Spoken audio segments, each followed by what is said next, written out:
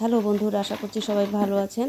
আজ আমি আলু পেঁপে দিয়ে সয়াবিন রান্না করব একটু অন্যরকম স্টাইলে। প্রথমে আমি সয়াবিনগুলো সিদ্ধ করে উঠিয়ে রেখে দিলাম।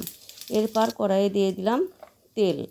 তেল গরম হয়ে গিয়েছে, দিয়েছি জিরা ফোড়ন, এরপর দিয়ে দিলাম পেঁয়াজ। এরপর আমরা দিয়ে দিলাম আলু আর পেঁপে। আলু পেঁপে পেঁয়াজ সবই আমরা কিউবের মতো করে কেটে নিয়েছি। এবার দিয়ে দিলাম একটু লবণ হলুদ। এবার লবণ হলুদ দিয়ে সব কিছু আমরা আস্তে আস্তে চুলা ছোটো করে দিয়ে ভেজে নিব।